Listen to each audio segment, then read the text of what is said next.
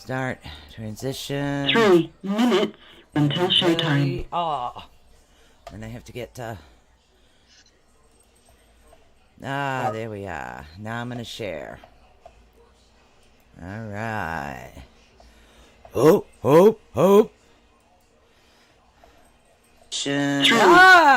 That was an echo. Okay, guys, come on. Share. Paranormal Nights. So excited. Paranormal chat. Okay, share the page. Hello, Patrick. Let's see. Other pages. Hey, Robert. And let's see. Share to that one. And share to. Come on, share. And share to. 2 Sheila! until showtime. All right. You girls. Okay, here we go. All right. Oh. So some of the comments you won't see. That's okay. You'll get used to it. I kind of multi-stream on 8 different channels. That works. Megan Miller. Hey, Megan. Hello. Join in the party. Share with your friends. It's about to get crazy. Yep, we're going to have some fun tonight. So excited. Just like my second favorite subject ever. Guys, I totally found some EVP I forgot all about. And yeah, this stuff is old. It's older than me. No, it's not. But it's a nice thought. 1 minute until showtime. Woohoo! They're too big to send to you. But I kind of know when to start and when to stop it. There you go. Listen to them. We got it. We're going to have some fun. We're going to do Paratalk. So hopefully Caden will be my regular Thursday peep and we'll bounce back and forth to shit. Yeah. It'll never ending process. We'll bounce all over the place. Ugh. You got your coffee. I got my drink. Yeah, I bought my son 2 cases of not Red Bulls, the other one. Monsters, thank you. I bought him 2 cases. I figured it was only fitting since we're talking about monsters. I would drink Monster. Your show will go live. Here we in go, 5 guys. seconds. 4, 3, 2, 1. Blog Talk Radio.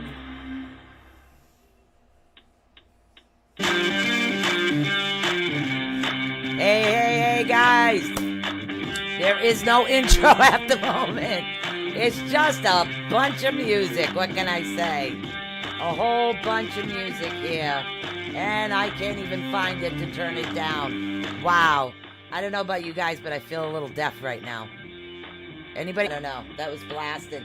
All right, so, here we are. And it don't have the intro because it just kind of really doesn't fit at the moment. So we'll go with the flow. But it got Susan Swanbeck from ATU. And now we have Caden, who's our guest co-host, guys. We have, hopefully he'll be our guest co-host on Thursdays all the time. And we're going to do some para talk here. So welcome, Caden Mask. Yeah! Thank you for filling in, dude. Gonna be fun. I'm stoked. It's been too long. We got loads to talk about. That way loads. Now, you guys, with paranormal, if you guys have any paranormal questions, you got the old broad over here, and then you got the young dude over there. See, you can get a youngling opinion, or you can get the old lady opinion. So you can always call in at 563-999-300. Questions, or if you're in one of our chats and you have something going on paranormally, tonight is the night. Or even if you want to tell us about something weird shit that happened, call us. Because we got some awesome stuff. I found some really old EVP. Slater Mill. I found Mill EVP. Oh my God. I was looking for the Freetown Forest one, but I think that's on something else. I have. Says hi. Megan says hi. Sheila says hi. Hello, everyone. So you were talking to me about, I don't know, skinwalkers or shadow walkers, guys call them. Skinwalkers. Okay. What I- You mean old- shapeshifters? Yeah, like the Navajo descendant origin skinwalkers. Skinwalkers. Oh, Pop Wedgie. Yeah, or the Similar to the Will o' the Wisp if you're Irish. butcher the name, but they were in Navajo language. It's Naloshki. Nohoski?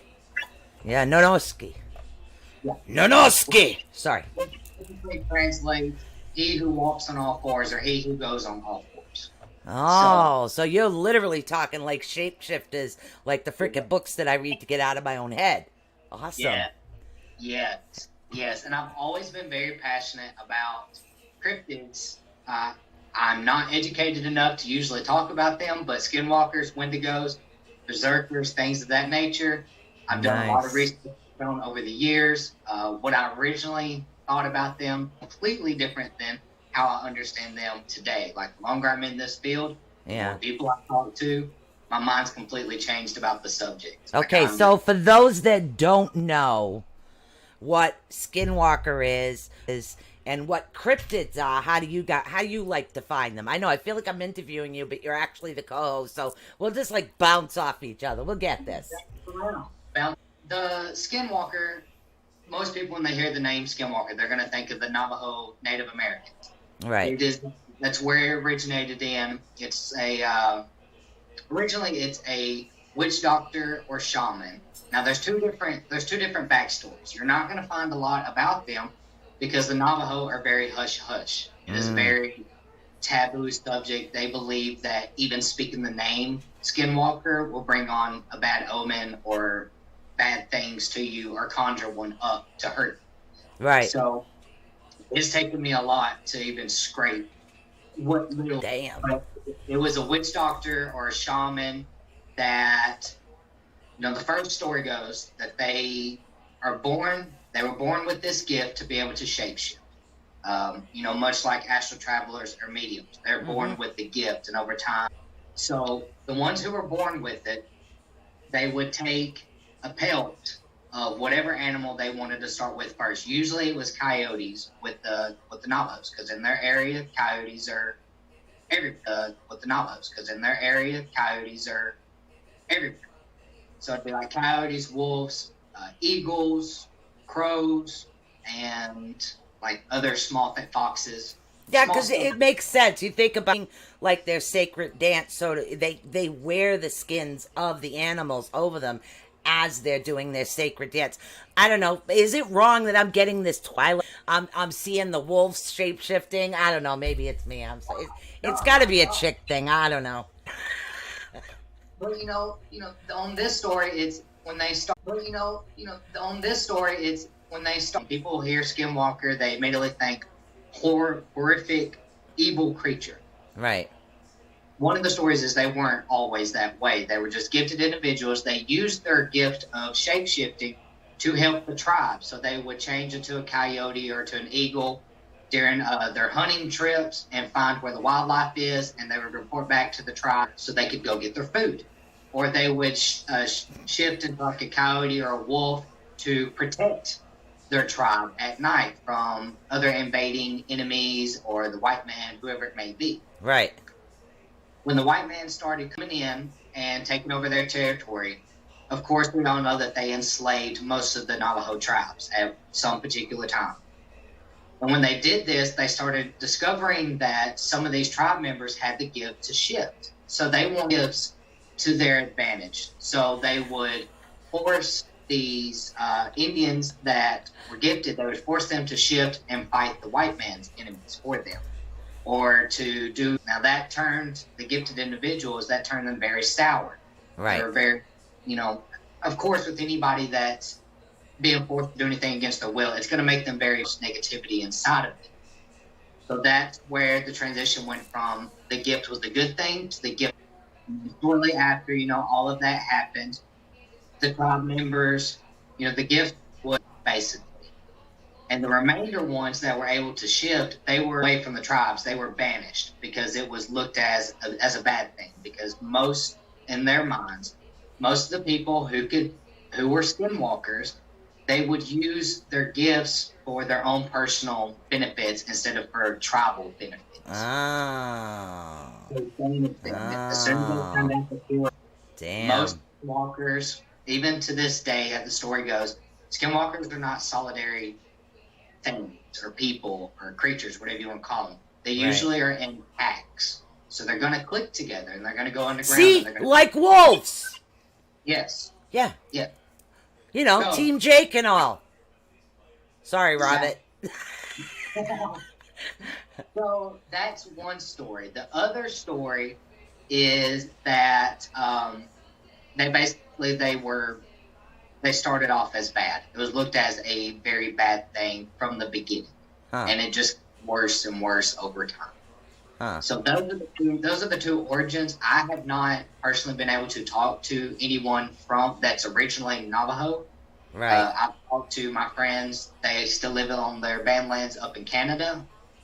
But we'll talk about that a little bit later because, there's skinwalkers and wendigos and berserkers and other things are in every religion and every spirituality. Basically, they're the same thing, but they're all different collectively. Yeah, because the Wendigos is the Wendigos or the Pop Wedgies over here is a form of it as far as the tribe over here, Wampanoag tribe. But if you're talking Irish, you're talking the Will-o'-the-Wisps. So, and I think the other dude, the furry one, Hockomock Harry is what they're called at the Hockomock Swamp. But in other places, they're called other things. There's other names for just about everything. Now, have you ever run across anything? Anybody ever run across like a skinwalker or anything? Your internet connection is unstable. Oh, you have? Nice. Yep. You got to share, dude. Yeah. So we'll get into that. Just a quick, to back up a little bit. We were just talking about they're called different things in different areas. Right. Navajos are in Arkansas mainly. They're just a hop skip away from us. We call them skinwalkers. Now up in the grasslands towards Indiana and Canada, they call them wendigos. Now they're wendigos and skinwalkers basically are the same thing. The difference is the skinwalker is a human that can shift into an animal. The Wendigo is actually a evil entity that can shift into animals or humans. Now, some skinwalkers are known to do both. They can shift into an animal, right, or they can take the form of whoever their victim is, and they can mock your voice, let you to go with them or to kill you, whatever the case may be. As you're talking, think of these like Native American traditions. Actually, like the horror movies I watch. I'm a horror buff. All of these things were probably based on some of like the ancient knowledge from the Native Americans, or I mean, literally, think about it, guys. Think about it. That's awesome. Oh, I think I seen your wife. There's a mirror over there, honey. He's got a mirror. I could. Maybe we could get her on for Healing Mondays. Yeah. Don't I do readings? Let's do healings together. You just got to sit there and go, oh, no, I'm just kidding. It'd be good for you. Okay, Robert White says, Wendigos wrap. Yeah. Okay, so for those that don't know the. All right, so you got to remember. So we call it different things over here. So a skinwalker is a very high-ranking shaman or witch doctor. Right. They had to be high-ranking in order to do this. Now, I actually and went to some sites that I probably had no business going to. Right. But I uncovered some video and some documents of bits and pieces of the ritual that they did in order to become a skinwalker. Nice. Not just that, but also I came across a couple documents, and they look legit. I'm not saying that they are. Right. To me, they look pretty legit. I mean, the official seal of the United States and everything. Well, I have a friend, Hugh Charleston, and he used to work with the government, so he would know if it's real or not. If you want me to ask him about it, or I could just shoot his. I will have to Yeah, he's done knowledge of the government. That one. So through this, what we're talking about? We were talking about Skinwalkers. Robin, I'll help you out. Where to go or when do you go? I have no idea what's going on with my phone. Please excuse me. No, go ahead. Sorry. Just my phone is going a mile a minute here. So a skinwalker is a living human being. You have to have a certain percentage of Navajo Indian blood. Yeah. I mean, that's it. So, I mean, I could never be a skinwalker. I'm pretty sure you could never be a skinwalker. You would have to have like 60% or more, if I understood correctly, of that bloodline for you to be able to do this ritual. So a ritual is involved. And it wouldn't tell you everything, and I'm kind of glad that it didn't say everything, because then everybody and their grandmother would be trying to do it. Very true. But what it is on the ritual, with anything that is not good for somebody, it's going to be underground. So they would go to an underground cave system or a canyon to do this ritual. It involved the person who wants to become a skinwalker. They had to have at least 60% more of Navajo Indian in their bloodline. Right. They have to kill somebody that's close to them, a close family member, which would have to be either their brother or sister, mom, dad, or their paternal grandparents or maternal grandparents. So it had to kill them. Oh, Megan Miller, sorry, I was just reading the chat. Megan Miller actually sent a video over, but if you could let me know whether or not I could play that on air, and both him and I can actually evaluate it together. She says her seasonal campground is actually built on Indian burial grounds. That is so not good and disrespectful, by the way. I did not know this until I went hiking with my friend. We came upon a hill. I stopped dead in my tracks and told everyone to stop and not to move. They know what I could do mild freak out. Yeah.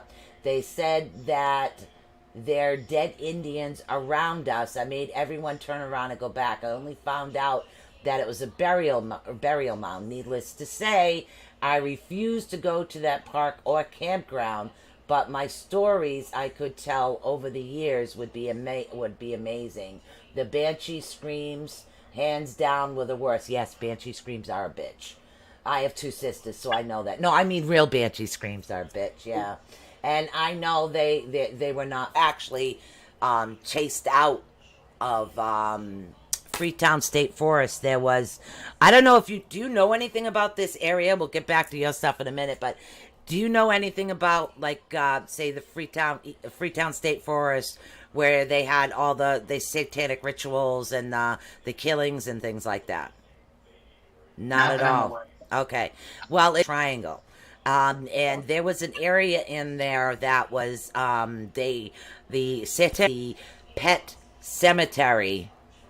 As part of their rituals, they would dig the pen, use their body parts in that. So I did, I was filming an investigation with a couple of other teams on there, and we were actually chased fox. There was all kinds of stuff that happened that night. It was pretty cool. I mean, foxes and everything else were happening. She just reminded me of that with the foxes, so sorry. You're fine. You're fine. I was actually just referring back to my notes whenever we got back on the subject. Because I'm telling you, I have a book. Yeah. It's been written down over the years, just new stuff. Oh, shit. Wow, you keep going and going and going. Hey, you should get into the cryptid.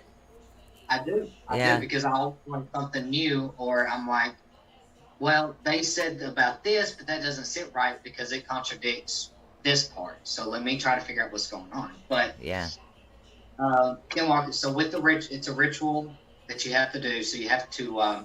They would have to kill somebody close to them. Yeah. And then they would have to participate in cannibalism. as part of this ritual. So I'm assuming whoever they decided to kill, they brought them there with them. While they're consuming the body, you have other high shamans that are saying the ritual words during this. Wow. And then there's also talks about using some type of ash and herb to rub on them, which the ash was believed to be ground up infant bones or baby bones. Wow. So it's a very deep, dark, black ritual. I mean, Yeah. it's extremely, extremely unnerving. And some of the stuff that I was reading, regardless on it's true or not, kind of sent shivers up my spine, because if just a small inkling of it is true, that's hardcore. Yeah, I mean, literally, that is. Was it common in all the tribes? Megan Miller wants to know if like killing and eating was common in all the tribes. Yeah, I really don't know. It's hard to say, simply because, just like we just said, there's different names all around the world for this. Right. So I'm gonna say, and my intuition is kind of telling me that a skinwalker, a true skinwalker, is about as equivalent as a true medium or true psychic. Yeah. Very, very rare for them to be able to do a little bit of. Yeah, see, over here, like with the different tribes, like with the Hopi Indian tribe that I know something about, or the Wampanoags as well, it's different. It's shapeshifters, and shapeshifting is slightly different, where your consciousness, goes into the animal. So yes, in a form you are shifting. You like fly with the eagles, and you get this way. You don't have to physically consume your mother, your father, or relatives or anything. But I mean, it's different. And that's a good explanation on the difference between skinwalking and shape-shifting is, it's almost like you're astral projecting, or placing your mind into that animal, Yep. But skinwalking, your body is actually changing to this animal. Now, from the descriptions on back in the day and those government documents I was telling you about, they had one particular, what did they call it? It was subject 5-2 something. The subject was a skinwalker. Yeah. And it was him, and they had 4 others.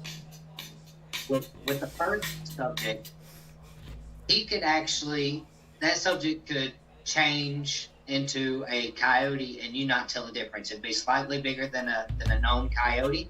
Right. And the would stay more human-like, but everything else was exact the same. Right. They noticed that over the years, if they could ever successfully capture another skinwalker or kill a skinwalker, that they noticed that they weren't able to shift correctly. They started getting more lazy with their shift. So now, into the times that we have now, when we do encounter a skinwalker, they're not going to look just like a larger coyote or a larger wolf or a larger fox, eagle, crow. They're going to be, it's, lack of a better term, it's a lazy shift. So they're going to have the long, lanky arms. They're going to keep most of their humanoid features. Right. And even in an animal form, they're going to, when they walk on all fours, it's going to look like their gait is very lazy, or like they're injured almost. Their face will not fully be formed. Right. Things of that nature. Kind of like what you're describing seems to be very similar to like trans-channeling, because when a medium trans-channels, a part of their facial feature will change to the individual or the spirit that's coming in, but that's not a complete change. So it's similar to that then. Yeah. Cool. In my personal opinion, because a lot of the shapeshift or the skinwalkers were banished from their tribes, they were forced to live on their own. Yeah. I think the reason they're not able to fully shift anymore is because, number one, it's a dying, Native American is a dying culture in most parts of America. They are. Culture. It's nothing like what it was years and years and centuries ago. So the teachings are different, and most people, they're becoming conscious that this is not a good thing, so we're not going to teach it. We're not going to talk about what we're dealing. But then you have to think about they've been banished, so a lot of inbreeding is going to happen. They're going to be mixing their bloodlines. And Right. it's not your bloodline anymore. So now, it was 100% Navajo, and they could shift perfect. Now it might be barely 60%. Or even less than that, and they're trying to shift. It doesn't mix. And I hate to use the term mudding, but their genes are mudded, is what it is. So they're not able to fully shift it. Right. But even in animal form, the Skinwalkers, they still use very human ways to stalk their prey or to kill their prey. It has been over the years. You can look up Skinwalker encounters and listen to the stories and the podcast about them. But there are stories out there about people going hiking or going to a cemetery, going to a Native American ground, Right. and encountering this thing that mocks their own voice or mocks somebody's voice that they know, or these god-awful, blood-curdling screams that sound like no human, no animal of any sort, and stalking. And usually these things are, when they're standing bipedal, they're anywhere between 7 to 8 feet tall. Damn. So that's huge. Wow. I mean, I'm 5'4". We were just talking about that. I'm a little short thing. I'm So 5'2" if I'm lucky. So, something are that is- Skinwalkers mainly an American Indian thing, or like are they also Canadian Indians? Well, Canadian Indians, from what I can tell you, from my tribe, it's more of the shapeshifter than it is a Skinwalker. So but I'm sure there are others out there that do it, but are at least used to do it. I don't know. That would take a lot of research. Different names for them. I mean, it's basically the same concept: a human shifting into an animal or a. And the Canadian, and like I said, Ohio, in that area up to Canada, that's where the Wendigos start coming in. Now over in Norwegian area, that's the Berserkers. Well, Yeah. Yeah. Last name Sorry. Swanbeck, me Norwegian. Ha ha ha. Vikings. Sorry. So, sorry guys, that's both of our heritage. Yeah. No wonder we're nuts. So Exactly. evidently when we go off, we become berserk. That's where the term comes from. We go berserko. So explain what berserkers are. Yeah, so in Norse mythology, they consider their berserkers to actually be animalistic creatures or shape-shifting creatures. Mm-hmm. It is when usually it was the biggest warriors out there. I mean, just the strongest of the strong. These guys would do, I'm just going to call it ritual. They would drink a whole bunch of potions, eat certain animals that they wanted, like a bear. They would eat a bear liver or horse liver, whatever they wanted the strength of. That's what they ate before each battle. They would drink the potion, and it was said animalistic, aggressive, crazy killing machine. Yep. Yeah, some of them in the Norwegian culture, it was their hearts, the heart of the animal, the actual heart. They have to eat it, and you had to keep it down in order to prove that you could have the strength. Mexico, there's another name for it, but of course, you kind of have something like the chupacabra. Yep. And then over in Asian, I'm not going to try to pronounce what they call it, but they also have something that it's like a skinwalker, a shapeshifter, but they only shift into foxes. It's a specific word. I'm not going to try to pronounce it because I could barely read it. Huh. But Wow. yes. So all over the world, it's the same different names. Huh. But that up in Canada and the grasslands, the Wendigo is more seen. It's also a Native American. It's more seen as an evil spirit that inhabits somebody's body willingly, and turns into a cannibal. And they have this exceptional thirst or drive to eat people that never gets filled, basically. So they just go rapid. Wow. I got hair in my eyeball. Get the Wow. heart out my ball. Get the heart out my ball. Oh. So these skinwalkers, like I said, they're able to make animal or human noises. So they can mock any type of animal. They can mock any type of human. Right. They use that to lure in their victims. Now like I said, they're not solitary animals. Research over time has actually proven that they have that herd mentality, that tribal mentality. They want to stay together. So if you see one, you're going to see more, usually. Yep. They've been known to use bone spikes or bone spurs that are coated in a poison to kill their victims as well.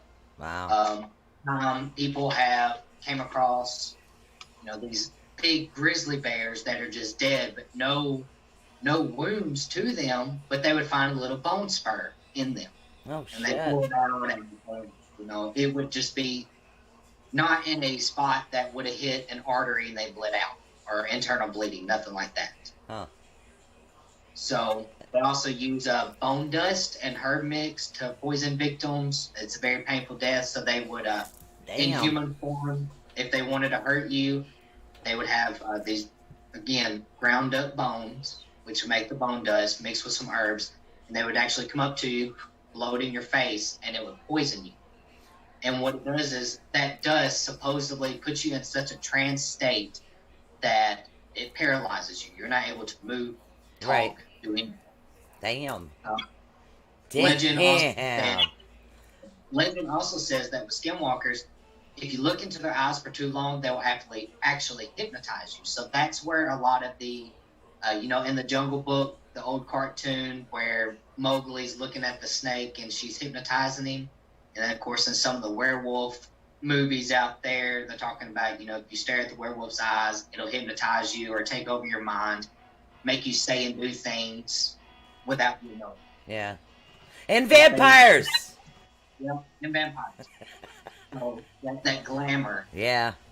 The glamour. Do they sparkle or do they burn? I don't know. I don't know. Yeah. World does not know. We'll have to research that. I have no idea. So you've run into a skinwalker, and that's kind of like what got you into this?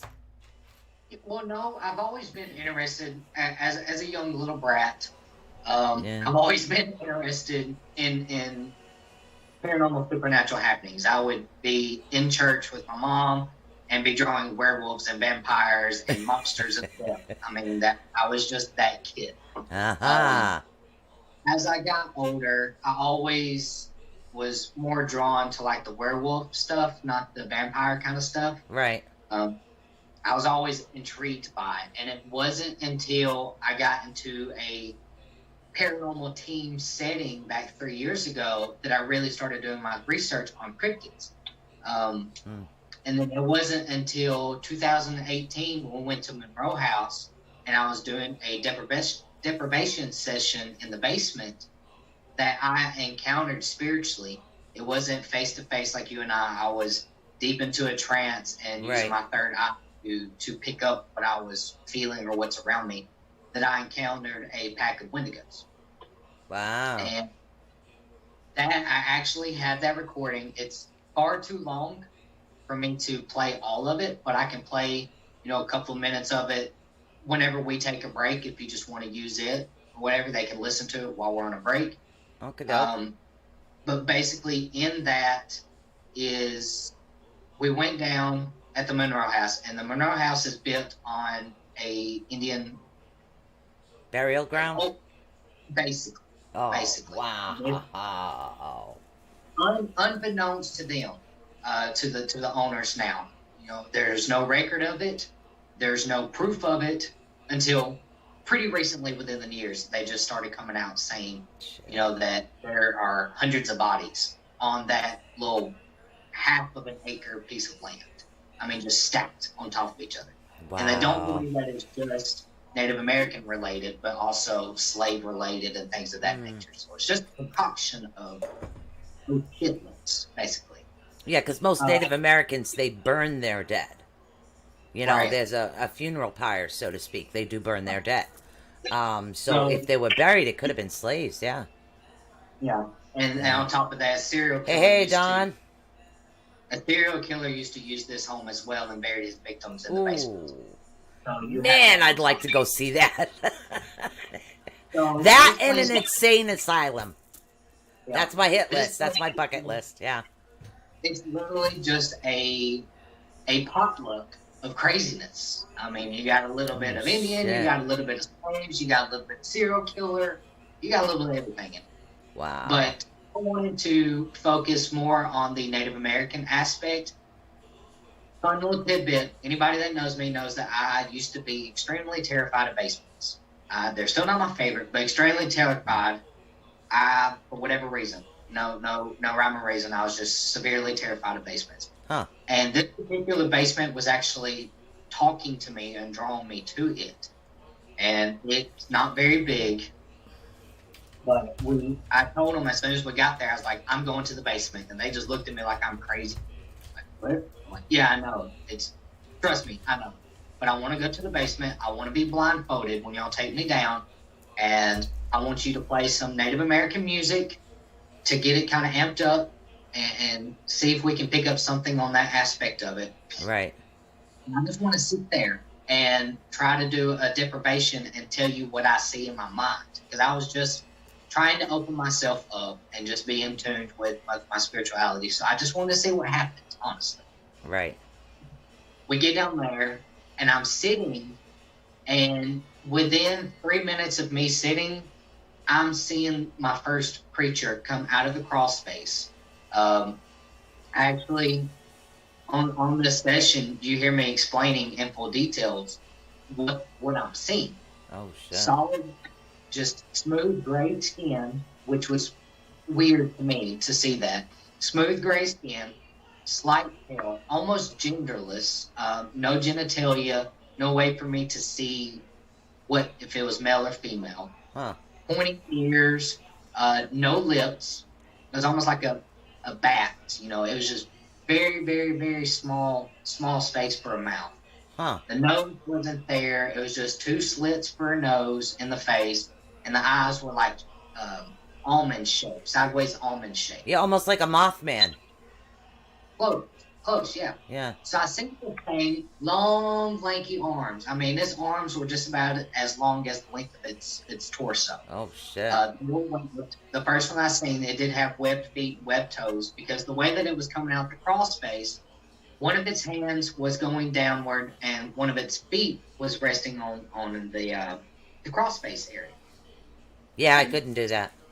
Like trying to go down. Yeah. I'm like, I see it, and at first, I'm not saying anything. I'm not telling anybody what I'm saying, because I'm like, oh my God, Kaden, you are going crazy. Where did you concoct this up? Like, right. What? And then, like, in my mind, I hear, we were on a different team at that time, but I hear my team leader, Shannon, in this ear, shut up and just, say what you're seeing. Just trust your mind, trust your heart, tell us what you're saying. And then Alyssa's like, just shut up and tell us what are you saying, what are you feeling? Right. So I sit there for another second, and I'm watching this thing, and it's just kind of like moving side to side. It's not making me feel scared. It's almost giving me the vibe that it's curious about me. Like, why are you intentionally wanting to talk to me? And before I open my mouth, I see what I perceive to be a child Wendigo fly down the stairs. Huh. Just and at the same time, I pointed, I'm blindfolded. I'm pointing, and I have no idea where anybody's at or where anybody's sitting. I know vaguely where the stairs are just by the way that I'm sitting. Like, I'm like, because we came down there. Wow. I said stairs. I don't think I said it very loud. And about that time, I hear them whispering, and I don't say anything. I wait for them to get done. And then Shannon's like, I sensation on my left arm, all the way across my back, and on my right arm. Like Did you going have a down. mark? She did. Her arm was red. Yep. Like it was red. Seth was sitting next to me. She was like, "Well, he just said stairs." Yeah. And the stairs, which I didn't know. So the young one comes down the stairs, goes up the wall into the crawl space. The first one that I seen, the medium-sized one, it shoots back into the crawl space. Now, this time in my mind, I'm looking directly inside of this crawl space, which is just a little bitty hole in the wall. So I got them two, the little ones underneath the big one. Yeah. And then I feel something on my back, almost like a drip of water. And I do this real quick. And I was like, is there water? And she's like, no. I was like, okay. And I just kind of turn around, mind you, still blindfolded. I'm turning around. And I come face to face with a third just right here in my face. And my heart stopped. Oh, shit. I mean, because I didn't expect to see two of these things, let alone three, that I've never encountered before in my life. Never. Now, you're seeing all these, like, in your third eye, correct? I'm seeing all this in my third eye. Shit. At this point, have never officially looked up Wendigos. I've never looked up Skinwalkers, like, intensively. Just, what is Bigfoot? What is Mothman? What is Skinwalker? Just small stuff. Never in depth, just so I can tell the difference between them all. And I'm like, okay, guys, well, there's another one here. And so that continues for a minute. And I'm trying to talk to them physically. I'm talking to them out loud so that everybody that's in the room can hear what I'm saying. And I'm telling them what they're doing, because they're not talking to me. They're making almost like echolocation, clicking sound with their mouth and communicating with each other. So I'm like, okay. And then it dawned on me, I'm like, okay, this is definitely Native American. I'm white. My heritage is just about as white can be. Right. So maybe they're scared of me. Maybe they're afraid of me because my ancestors, or what they think are my ancestors, helped kill off their people. I was like, listen. Well, she was on our team, and she's Puerto Rican, and she spoke fluent Spanish. I can speak a little bit, but not enough. Right. So I was like, listen. I know that they're not going to speak Spanish, but they understand that my language is American, what they're used to, and they associate that with the threat I would be. Speak Spanish and see if that calms them down. Right. See if they come in closer, because at this time they're starting to move away.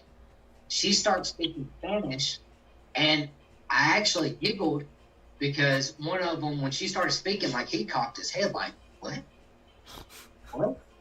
And he's moving forward. Like, they start moving back in because with a less threatening language to them. That's what I was feeling. Huh. So I'm like, okay. And I'm sitting here looking, and I'm still explaining to them what I'm seeing. I'm like, crawl space. Now they're on the ceiling. One is on the stairs again. Wow. All of a sudden, they all, like, shoot, like, run for their lives. And then just a sense of, oh, crap, came over me. Like, something big's happening.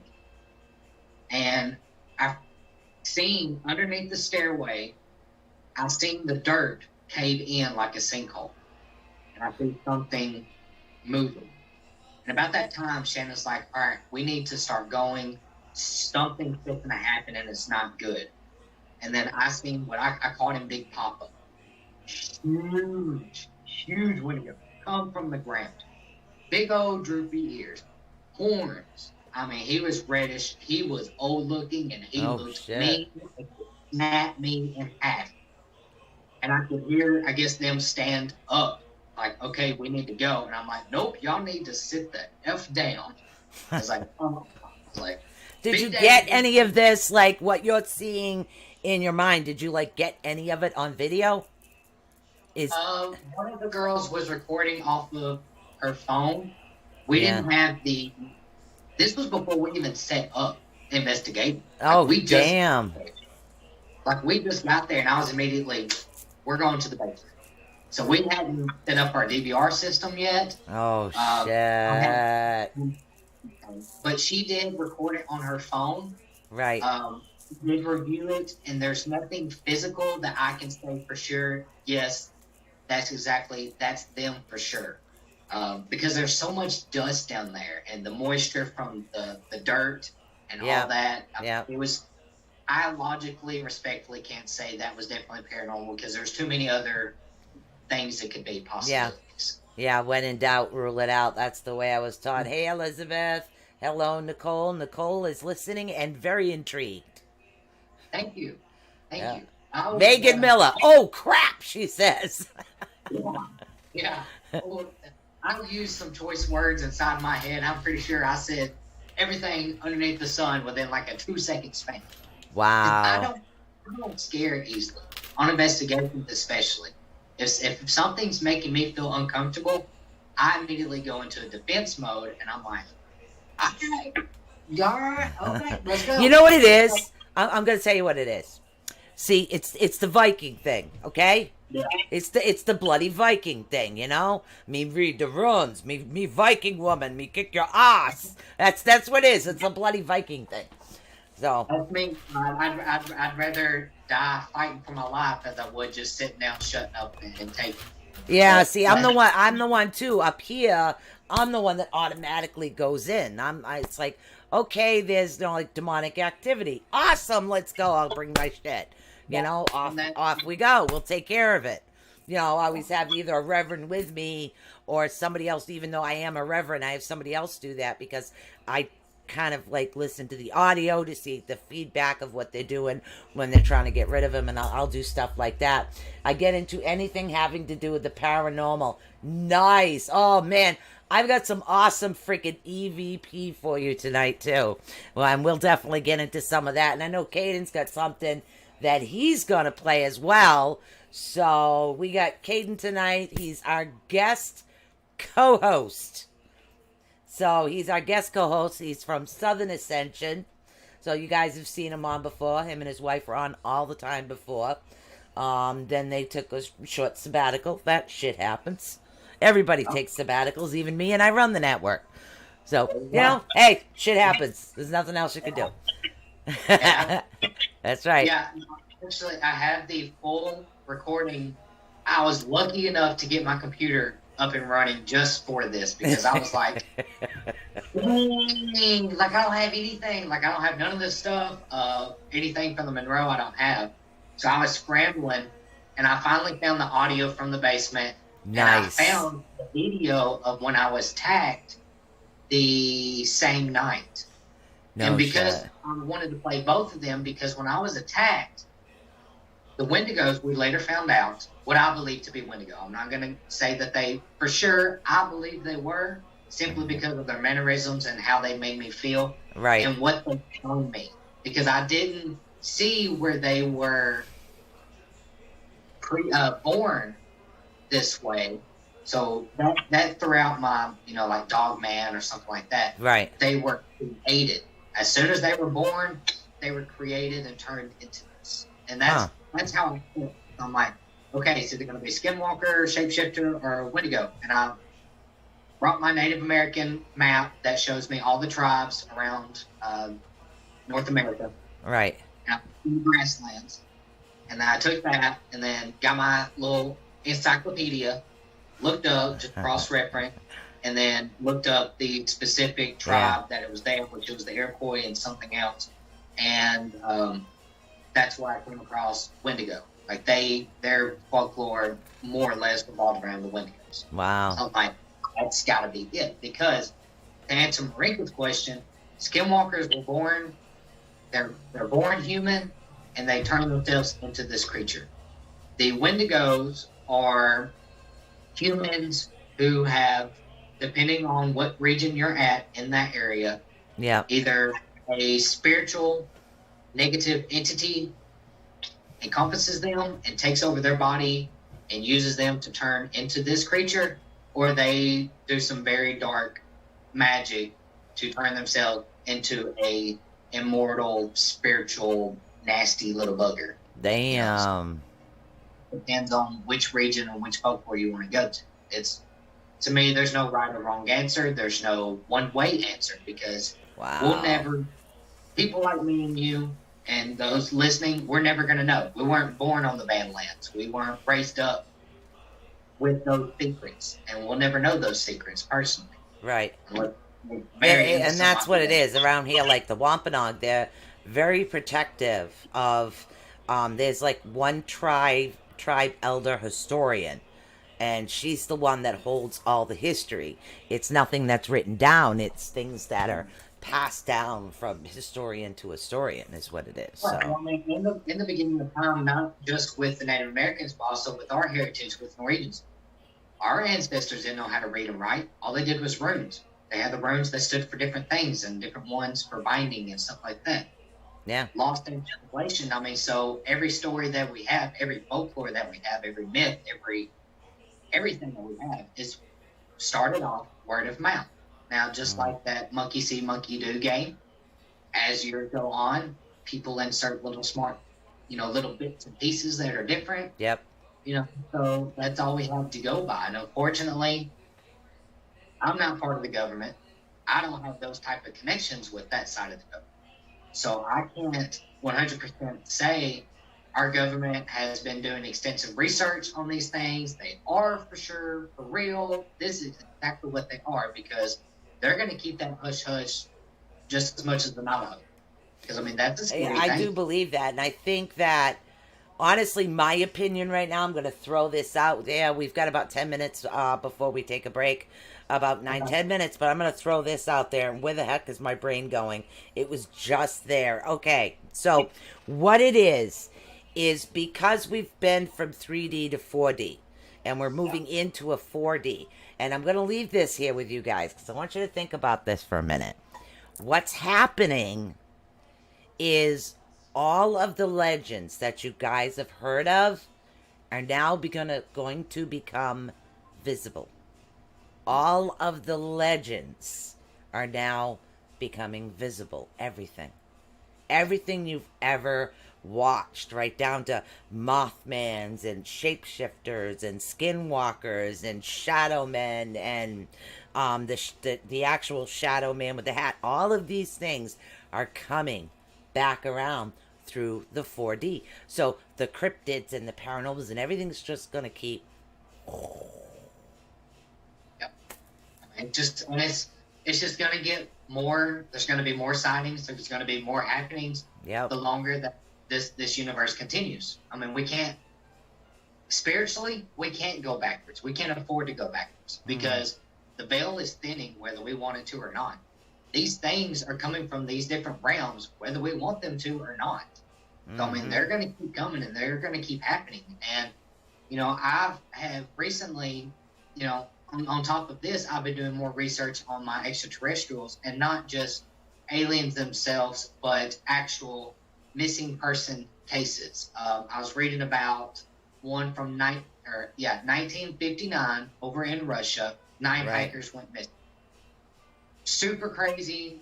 All you have to do is look for 9 Russian hikers goes missing 1959. You'll pull it up. It's insane. But these hikers, they're not sure what they died from. Their tents were cut open from the outside. They fled in the middle of a snowstorm, pretty much naked or barely any clothes on, through this blizzard to their deaths. No blood, no signs of an animal attack, no avalanche, nothing. Yeah, there was sorry, but did you see, there was a movie out, and it was actually based on some true events that happened in a certain area in Alaska, I think it was. It was actually pretty intense. It talked a lot about the aliens and the abductions and things. You know which one I'm talking about? The Fourth Kind or the Others. Unfortunately, although some of it did have truth, the alien abduction was not true. That was a farce. Now, the missing people was true. Huh. The missing person case was true. But they ended up, the producers that did that movie, I actually found the documents, they ended up being sued by the townspeople Oh, shit. It was a good movie, though. Yeah, it was a really good movie. Mm. But see, these hikers, the ones that they did find, their bodies, when they did the autopsies or whatever, looked like they had been ran over by a train. Like Damn. all their bones were broken on the inside. I mean, just internal bleeding. But no rhyme or reason. No blood. No animal tracks or wounds to them. No avalanche. Yep. They were just mangled. Yeah. Internally. Don't know why. I do believe that. I mean, it's just because of the portals actually opening. The government can't really keep all this closed because there's too much out there. There's too much happening. And most of the teams are getting into the scientific part of it, like the research part of it. And they're not just throwing and saying, this is this is that. They're actually coming out. They have more that's going on, and there's more programs and stuff in order to back it up, saying, yes, this is not of this world. This is not in the hertz or the voice spectrum as far as this world. Well, so as far as EVPs. We also have to think about, look at the world as it is today. Yeah. We are tearing forests down for paper and toilet paper and businesses. Yep. We are, this 5G, which believe whatever you want with it, but all of our technology runs off of these satellites, runs off of these unheard of megahertz that, with me personally, I say I have dog hearing. I can hear a TV turn on because I hear the white noise. Right. Okay, to cryptids that have extraordinary hearing, you don't think they can't hear the cell phones coming or the cell phones being used or the cell phone towers? Yeah. I mean, I think we are the reason why these things are coming up from the ground, so to say, coming up and starting to attack us more is because we're destroying their homes. We're annoying the piss out of them. I mean, I get annoyed by humans, so I can only imagine, something that really don't like humans. Yeah, so, I mean, there is, and there's different aliens as far as, like, the tribes, getting into the aliens for a minute, but there are different types, of course. There's the ones that actually do look like Fae, and that's where most people say Fae, fairies, and they do look exactly like the Fae. Yeah. And then, of course, the city of Atlantis. If we're talking about the city of Atlantis, yes, it was real. Yes, there was a lot of mysticism around that as well. So there's a lot out there that people still cannot explain at all. I mean, and just, going back to what you just talked about, there's a lot of cryptids that are not actually cryptids. They're elemental. They're fae folk. Goat man. There is a fae, and it starts with a D. I can't think of his name right now, but we had a case on it. He, kind of like a troll, lives under bridges usually, or stays under bridges, stays near bodies of water. Right. But he's half fairy. And when people see him, they think, oh, goat man. No, it's actually a fae. And he's an elemental. Only reason why he comes around is because somebody made a blood sacrifice to have whatever done, and he's coming to collect. So. Yeah, guys, you really shouldn't fool with what you don't get. All right, we got about 3 minutes, so we're going to get ready to go to a break. Hello, my sister. Hello, dude. All right, so we're going to get ready to go for a break, and hopefully when we come back, we're going to take a look at Aiden's video, and I definitely want to play some EVP and get you guys' opinion on that as well, so, just have a good jolly old chat time over here. So we are actually going to go for a break. If I could get my computer to cooperate, that would be... Come on, computer. That would be awesome if you would cooperate, computer. I know. It's awful. All right, let's see what we got here. Which scene do I want to put on? Come on. Show me something. Anything. Not that one. Hold on. That's good. All right, there we go. We'll be right back. All right, I'm just going to throw on some tunage here. There we go.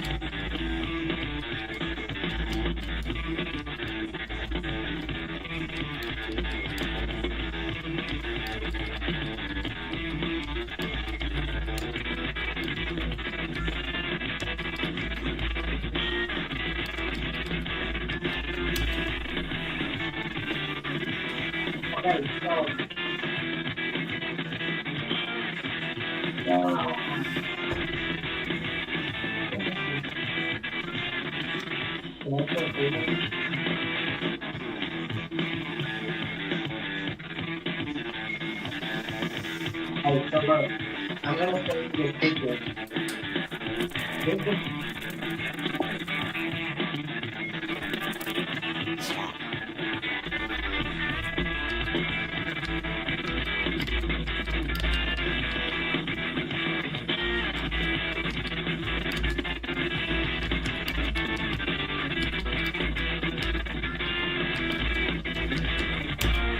Why are you so...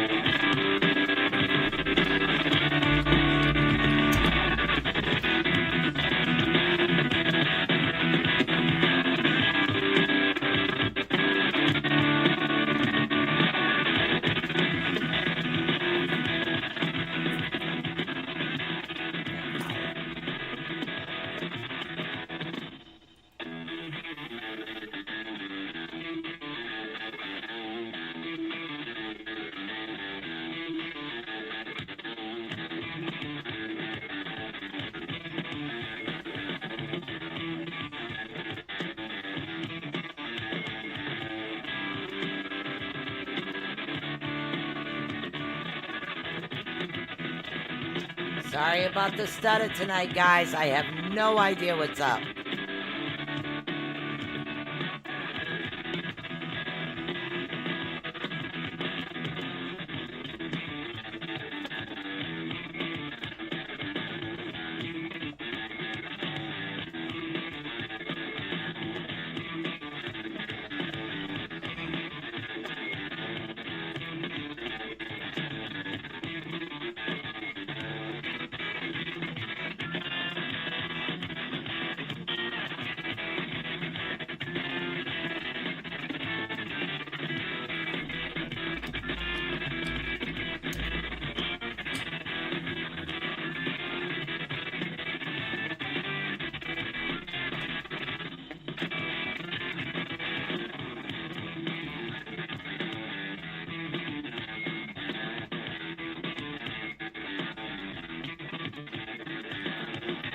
All right, guys, in light of this music bloody stuttering, it's driving me batty. So I'm just going to come back now. You guys will be able to see us over on the pages I have on. Hold on a second. I have to shut our chat off first.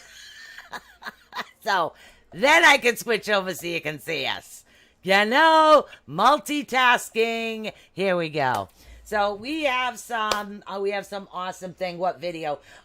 He does have I think a short video or audio. I don't know. I'm not sure which one you had. I have both. I have to pull it up. So if you want to do your mine, I'm not sure if they'll be able to see on here because I can't do a screen share. Oh yeah, I can. All right. So you'd probably have to hear it. So all right, guys. What I'm going to do right now is I am going to let you guys hear some old EVPs that I found. I found some extremely old EVPs. I was going through them just before the show. I did upload a couple. Now, these are from different locations and different areas, so I did manage to upload a couple. And again, I want your opinion on this. Now, the first one, I'm not going to tell you what it says, but I want you to listen. The way I cut my EVPs, for those that know, I will play the EVP the way it is, and then I usually up the volume on the actual EVP so you can hear it. So, and I don't remember because I loaded this one first. So let's take a listen to this and tell me what you guys think of this one. This thing should not be going. There we go. We're going to spend some time.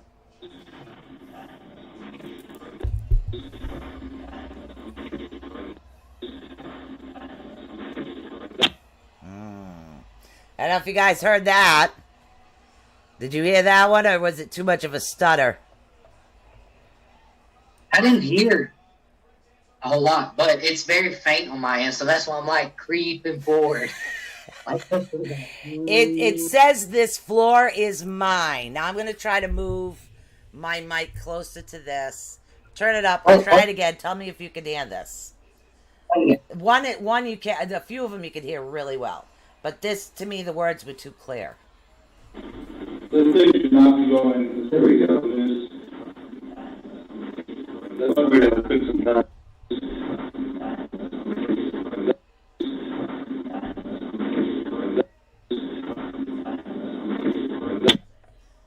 Was that any better?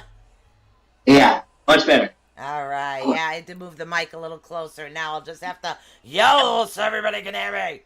So that was actually Kyle Johnson, actually, in the background. We got invited up to Slater Mill on a Friday the 13th thing, so we went up with him to do that. That's what that one was from, and that one is called "This Floor Is Mine." And "This Floor Is Mine." It was really weird. It was. I mean, I've got a lot of like really, really strange ones.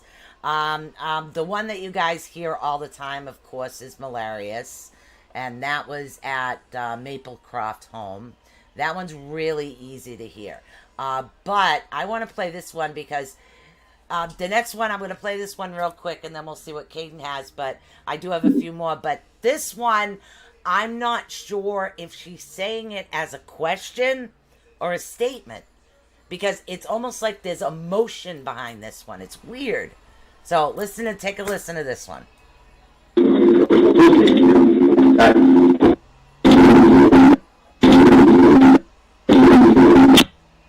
All right, now did you hear that one? That one, the bass on it was booming too much. Yeah. It just sounded. Yeah, it sounds better over here and with headphones, but that one was Come to Work. But the way she was saying it, so, and again, my computer's stuttering today, and I don't know why. But my computer is stuttering a little bit. Now, are you almost ready, or do you want me to play one more? I'm going to turn off the lights, actually. Uh-huh. He's going dark. I'm going dark. Okay. So the only way that I can do this is hopefully I'm going to hold up my tablet and not my tablet, my laptop that I have. And I'm going to play it. So just a little backstory. We were talking about when I was in the basement doing my blindfold session, I encountered what I perceived to be wendigos. So later on that night, we were outside smoking. After the session, you could feel the energy just shifted, like it was very malevolent. Something was mad. So we did one more session in the Ouija room. We finished up setting all of our stuff up, getting ready for the investigation. We go outside to smoke. Robert White, that is watching, is actually very familiar with this because I've talked about it so many times, because it's a pivotal moment in my paranormal field, in my personal truth, my paranormal truth. So where this video I'm fixing to show picks up is we're at the Monroe house. This is a couple hours after I did my blindfold session. Right. I was just attacked outside. We were smoking, taking a break. My guard was down. I got attacked by something. And it felt like it stabbed me in my chest 3 times. Now, where this video picks up is during this is we're 4 minutes and 30 seconds into this video, so we're 6 minutes past where I initially got attacked. Huh. I could not walk back inside that house. It was like a force field, would not let me in. So where this video picks up is I'm able to get back in there. We're talking to this entity, which we call the Puppet Master. This Puppet Master was controlling the Wendigos. That's what we came up with. It's the one that's controlling the Wendigos. It's forcing these things to harm people. Now, you're going to hear me talking, asking questions. You'll see my flashlight that's on the table by itself going on and off as we're all asking questions. And then you're going to hear me start wincing in pain and coughing and clearing my throat a lot, because I felt a hand go inside of my rib cage and grab onto my heart. Oh, Damn. and then we'll talk about that afterwards. All right. So let me turn. I'm hoping you guys can see. If you don't, at least just listen. All right. Let's see. I can see me. Yeah.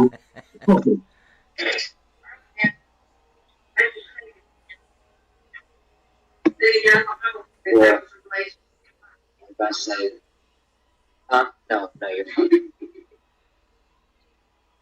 Turn the flashlight back off. Do you want me to go to the room? If so, turn the flashlight back on.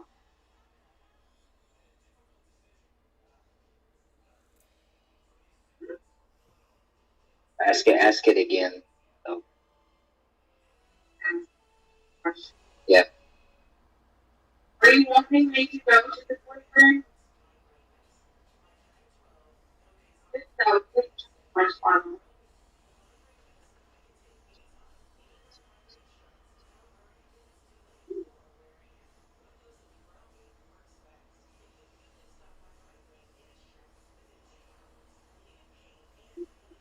Yeah, go ahead. Yep. So you can kind of hear I'm already agitated. You want Aiden to go into the room? If you want Aiden to go into the room, turn the flashlight on. Well,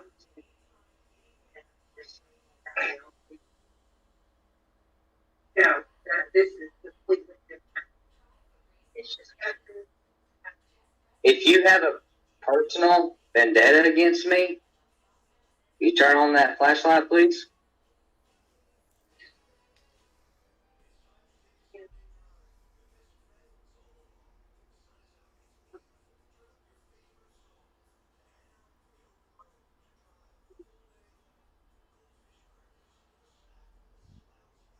if you still want to communicate with us, please turn the flashlight on.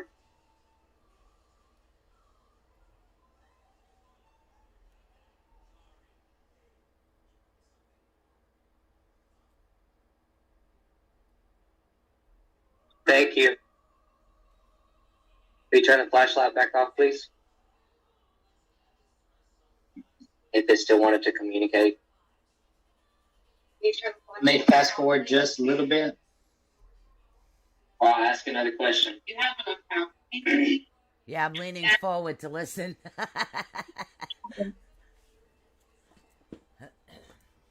You're not allowed to hurt. Okay. I didn't go far enough.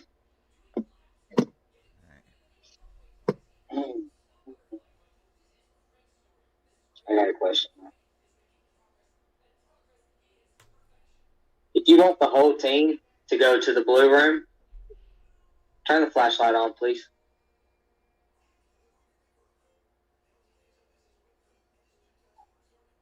You're not allowed to hurt me. You're not allowed to hurt me. You need to back up.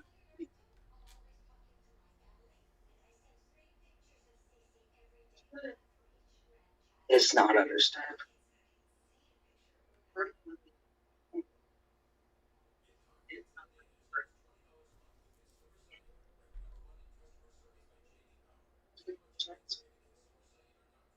I get it, but you're not allowed to hurt me. You need to back off.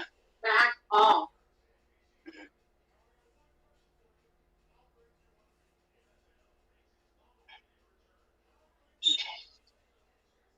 My hands can't stay steady.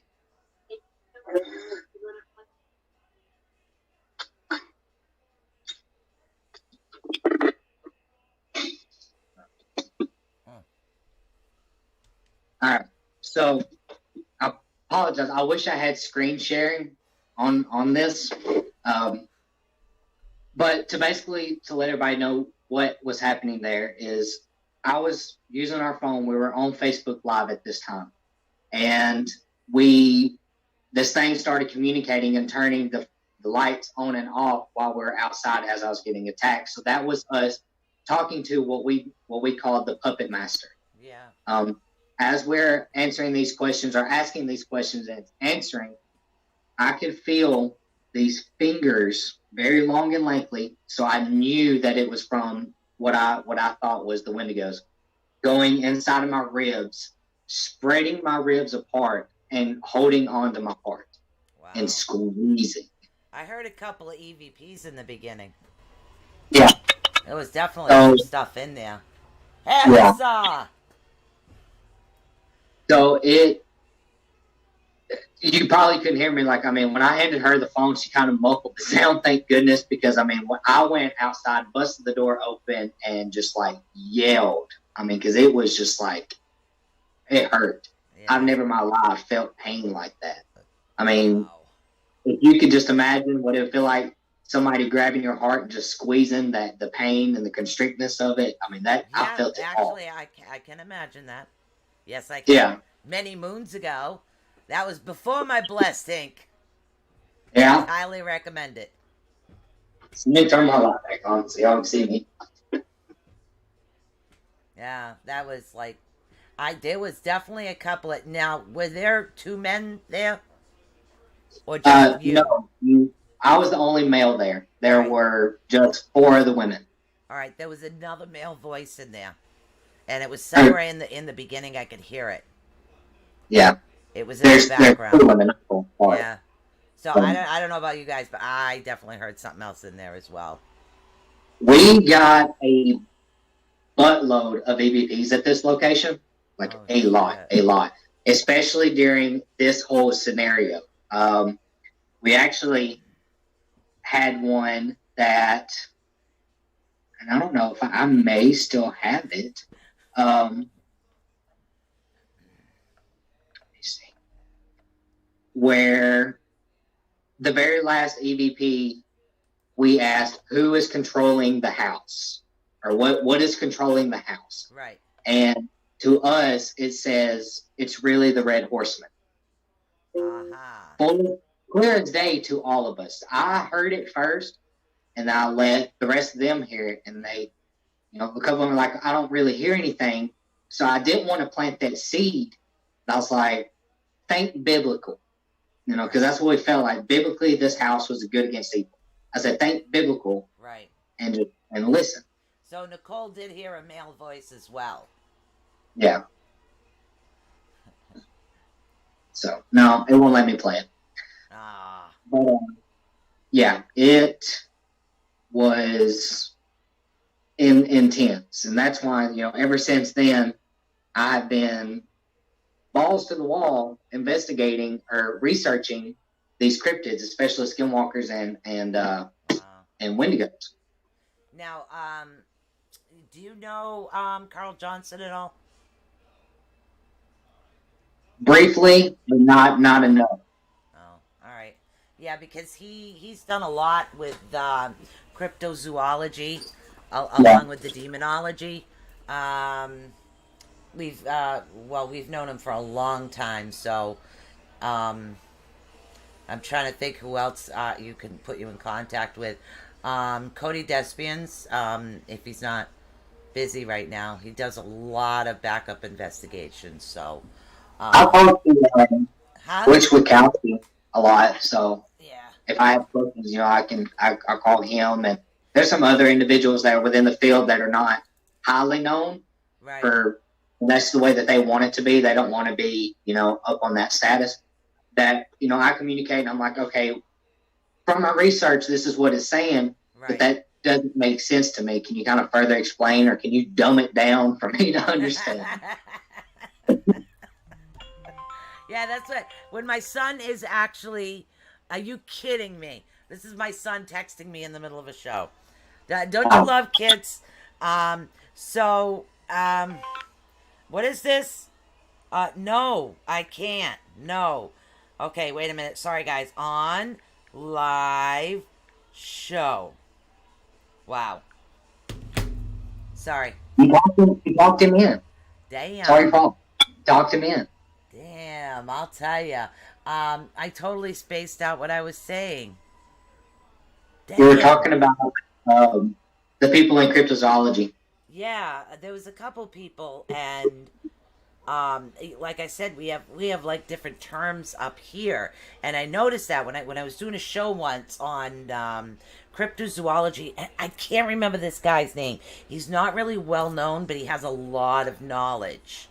Yeah. And he shared a lot of knowledge, and I can't remember his name off the top of my head, but he literally sent over a couple of, oh, I might have that on my computer.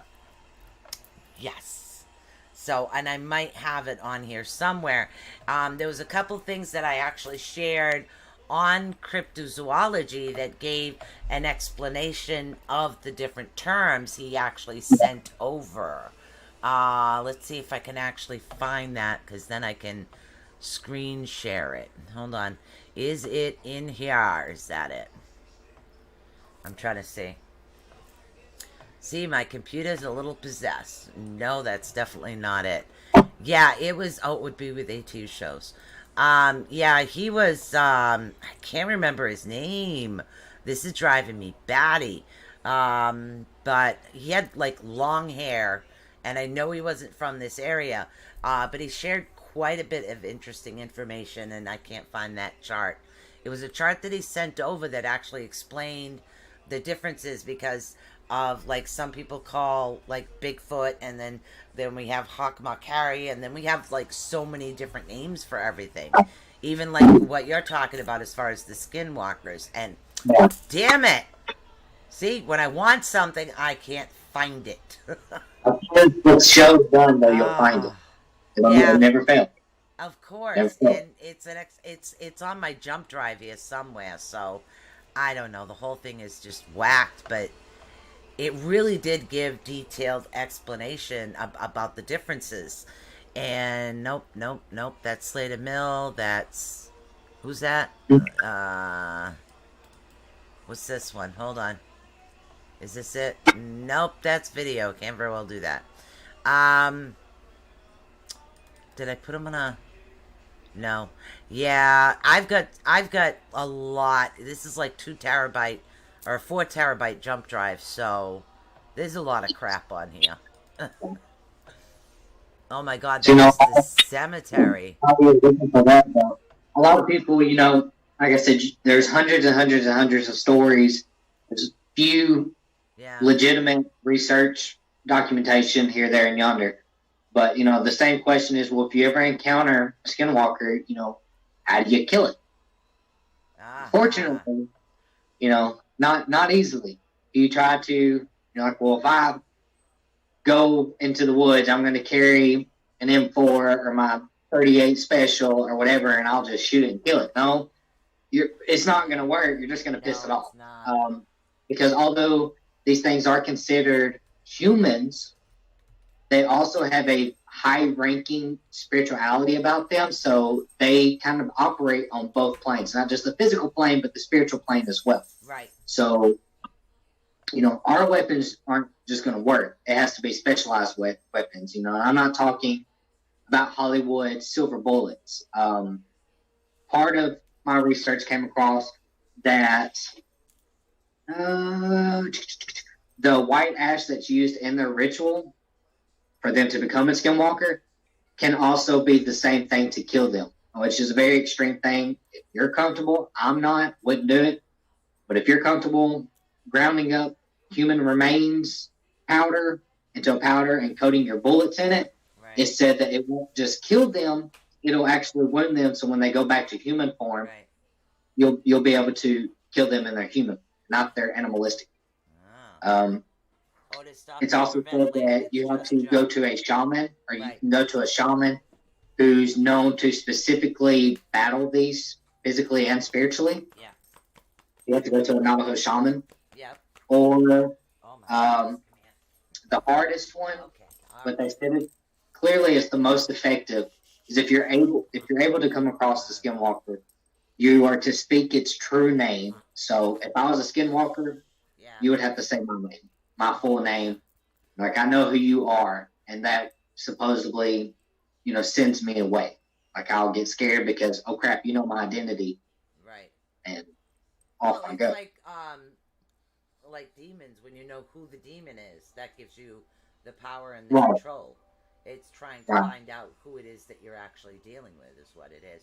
Sorry, my dog was having an anxiety attack, so I had to pick him up. Yeah. I'm his support human. It's the only way to put it. So yeah, you want to say hi, Otis? Odie, say hi. Say hi. Hi. Okay. Hi, Odie. All right, Otis. All right. Yeah, Joe came in and didn't pat him, but yeah, Nicole actually heard the male voice as well. So, and of course, my sister Marianne, my baby sister, goes, eek! Yeah, trust me, I was doing a whole lot of eeking when it happened. So, the first time, I mean, I'm not the type to get freaked out really over anything. And it's really weird, but the way that I hear things and like the way your wife hears things is like different, and you're starting to do that too. But so the first time I heard a live EVP, it freaked me out because I'm not used to hearing it with my ears. I'm used to hearing it, different ways of what's going on and what's being said. So the first time I heard it live, it was like scared the hell out of me. So see, that was me the first time I heard it actually in my ear, not just through an EVP that's been pre-recorded, but like actually in my ear, like, yo, I'm like, oh, hey, okay, that's different. Okay. Yeah, it was really weird. There was a case, and it's kind of an ongoing one, that has an open portal. You know how many people have been in there trying to close this thing? Yeah. It's like almost next to impossible. It's really weird. The portal is really at the point where you can see the farmhouse through the portal. Like those that are gifted, you can see the old farmhouse. Huh? Is it a vortex or a portal? It's a little bit of a both. Yeah. There's Okay. a lot going on there. A lot going on there. Move your mic back towards you. Oh. Why did you want to hear what I was saying? Yeah. Oh. So, I'm so intrigued. I'm so used to everybody hearing what's going on, but no, this house it's a very active house. It's ongoing. It's been ongoing for years, and there was another one too, but in this particular case, there is literally in some of the photos, I wish I could find them. In some of the photos, you can see two different timelines.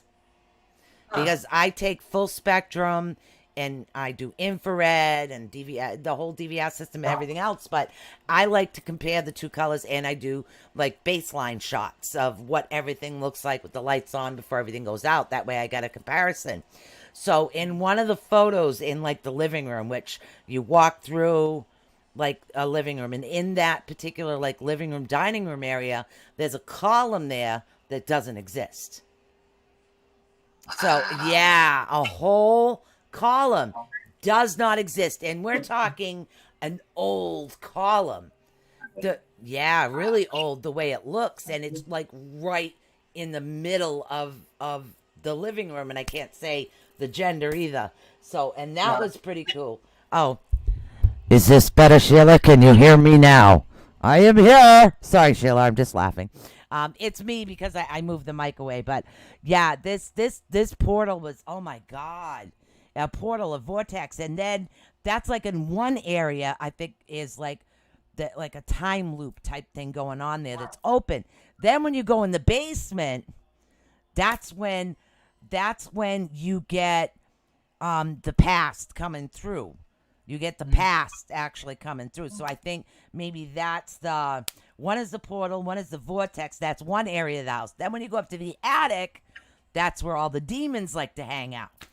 So it's like leveled. It's levels upon levels upon levels in this house. And of course it's next to running water. That says it all. Yeah. Oh, sorry, Robert. If I'm too loud, you got to yell at me and tell me.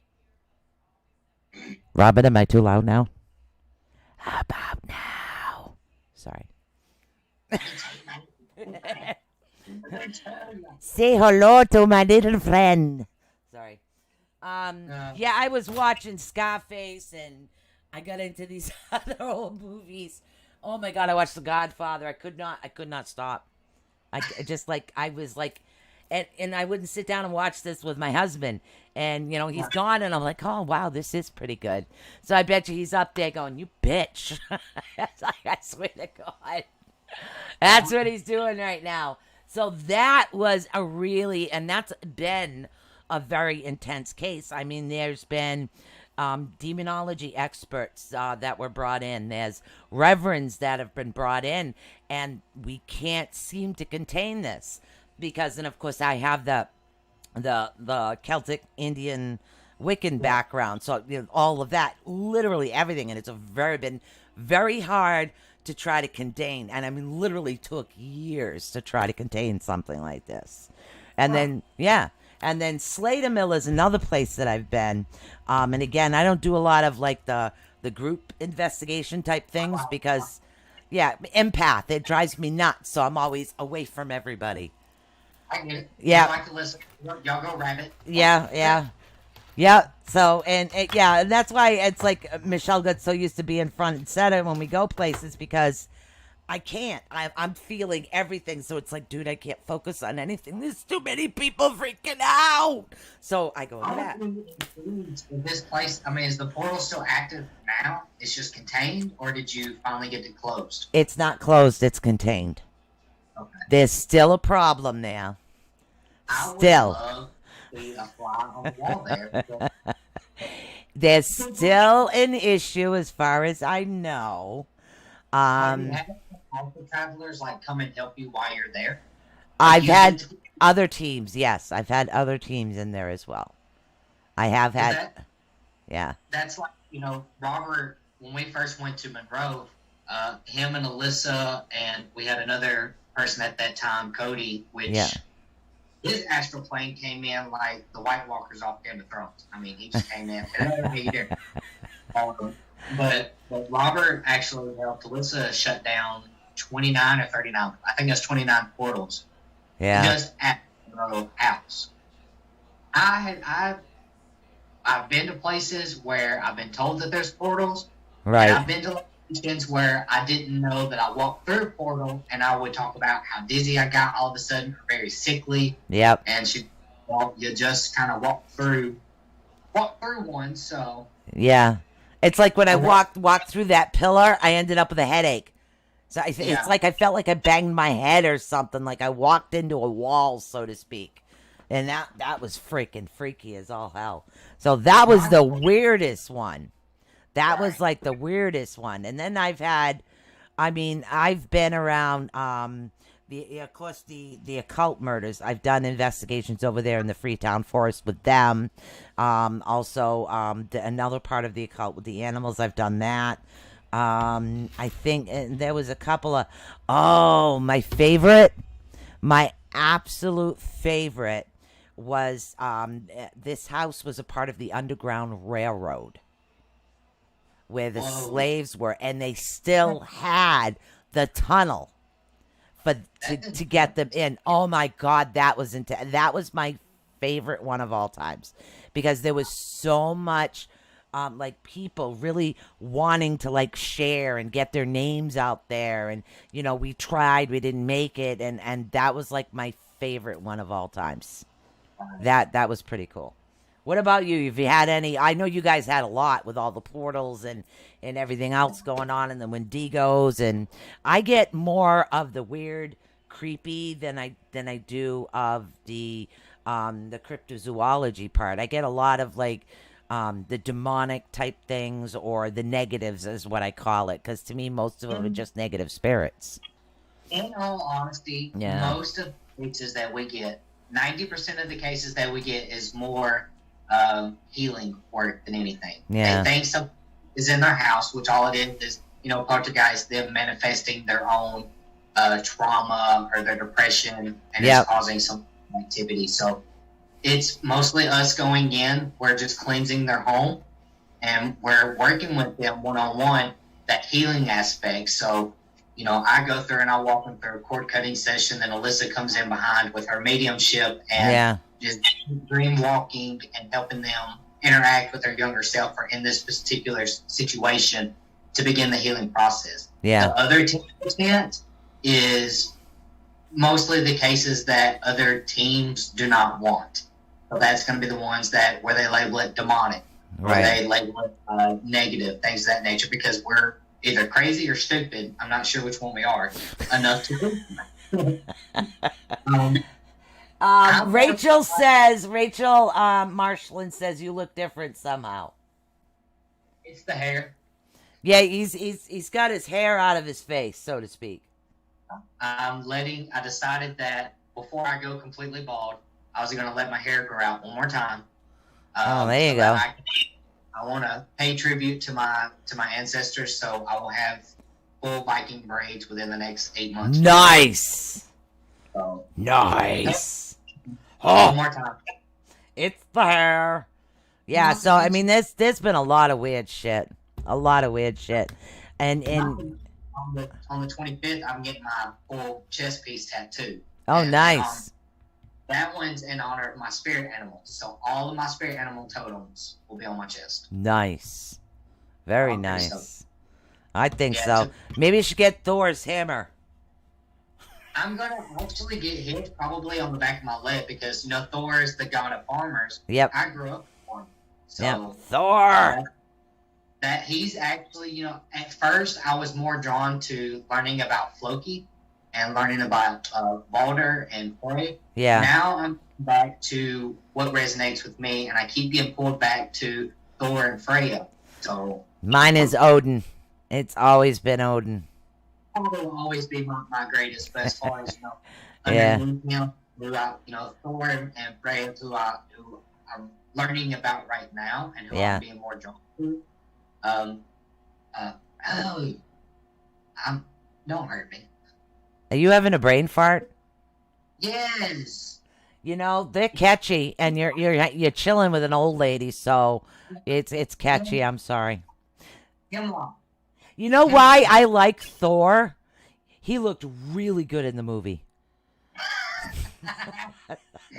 The actor, he was a good-looking dude. Not gonna lie. Damn.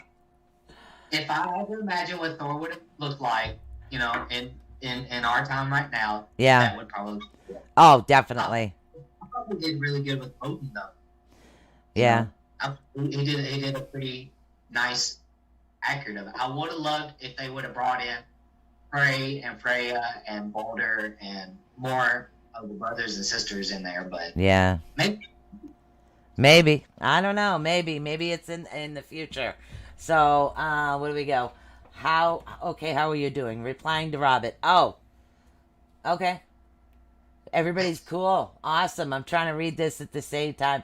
He's doing Kojak? Who's doing Kojak? Robert, who's Kojak? You're Kojak? I think he was responsible when she said I look different. He said that I'm going Kojak. Ah. Yeah, see, my chat thing goes... Yeah. Is what it does, but... Yeah, so, I mean, as far as, stories, my favorite is the Newbies, too. Really? Yes. See, my daughter-in-law wanted to come on an investigation with her best friend in the worst way. She hates the woods. So I took her to Freetown Forest, which is the woods. Try to get them to walk through the woods and every noise and I've got the live headset on so I can hear the EVPs live. So I've got that on so I can hear them live on the headset, and they're following me, and literally she's clutching to me like this. She's just like a leaf, I'm sure. Oh my God. Yeah, she's just like. And then I says, I can feel somebody here. Can you tell me who's here? And I think the guy, I forget what the guy said. I think it was David, Drew, something. I don't know, begin with a D. And I said, okay, David. I says, why are you here? And then all of a sudden, a branch in front of us moved. That was it. She was done. Done. She was done. Yeah, she left. But she tried. Oh, I'll give her that. She tried. She tried. But that was cool. I got some of that as well. So she does a really good, I think, with the EVP, as long as she's not walking through the woods. But see, I'm so used to looking for an explanation, looking for animals and things like that, because you got to remember, when you're in a controlled environment in a house, it's really kind of a little easier to say, okay, that was dust, that's moisture, it's humid, that sound was this, that sound was that. But when you're outside doing something, there's so many variables. There really is a lot of variables. And then like the Bridgewater Triangle thing we have around here. You guys got to come and investigate that sometime, because we have the Hockomock Swamp. Please excuse me here, people, for pronouncing that wrong. That is awesome. We have a lot of cryptozoology in there. Then we have the red-headed truck driver on Route 44. We've had areas like the next town over, which has a lot to do with like the alien aspects as well. Now you're going to talk as far as the ley lines and the negative energy that was created by the Freetown East State Forest. Now you're coming into some other things that happen. Now the ley lines actually go through Acushnet, and nobody's hit there yet. So there's some stuff that happens along the Acushnet River too. So there's a lot of places around here that just have like all kinds of stuff going on all the time. So it hits the houses along the way. And that's what happens. And that's why a lot of teams get real busy. Interesting. Yeah. Yeah. So do you guys have like, hey, River Sage, how you doing, honey? Do you have a lot of lane lines up there? Actually, no. I have a software that's on my computer that shows me all the natural ley lines. Right. And Mississippi, we have 4 that go through our state, but only 2 intersect and is down south. Oh, shit. And I've actually been to that location. Not a lot of paranormal activity, surprisingly, in that little area. Wow. It's more or less like 40 to 50 miles away from it, which that's where Vicksburg and Jackson is. So you have a lot of congestion. You have a lot of battles that happen in that area as well. Yeah. But you also, Vicksburg was a focal point to a lot of witch trials, to my understanding. So Salem, been there too. Love the energy of Salem. Absolutely love it. I really think that's the reason why southern Mississippi has so much more energy than northern Mississippi is because right in that part, you're literally 2 hours away from New Orleans, Crescent City itself. Yep. So that makes sense. That area. Yeah, because you have to remember, it's like, I don't know if it happened down there, but like up in this particular area, the river that we actually had was altered for businesses because that's how they used to run their businesses, the spinning wheels. That's how they got things to move back then. So some of the original rivers were actually altered from where they were, but yet still the underground streams are actually still running. So, yeah. So I don't know. That could be it too. The energy could be running by the river underground, which a lot of people don't know about too. Right. Yeah. Sorry, my phone went black for a second, so I was trying to scroll back and get to I can read the comments with you. Yeah, I've got 2 computers going right now because it just puts too much on one. So I've got the chat over here and everything's running over in this one. So that's why I keep going like this. And that's why I keep looking down because I'm like reading the comments. Yeah. So you're the bobblehead in the car, and I'm the one that's going nope. Yeah, that makes a lot of sense. All right. Damn. I mean, we only have 17 minutes left. What? Yeah. 17 minutes. That is it. Oh, tonight. Wow. Yeah, Wicked flew by. Wow. The Caden goes bald. He will be the Kojak with the lollipop. That's from Robin. Man, if I go bald, I'm getting a wig. Yeah. Yeah.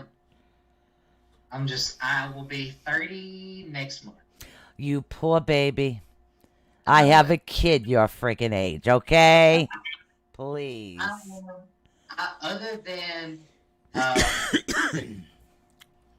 Madison, who I think she turned 14 this year.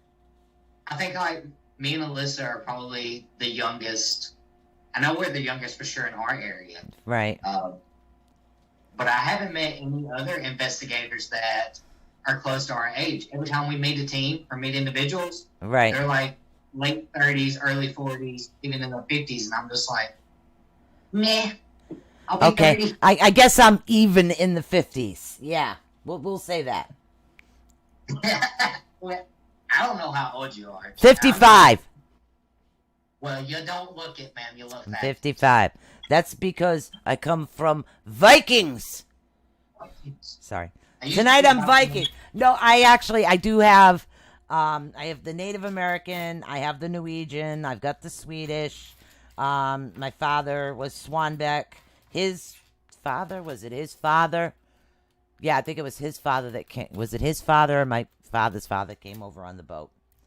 So, and then they come from Ireland and England, and my family fucking got around, I'm telling you. Canada, France. Huh?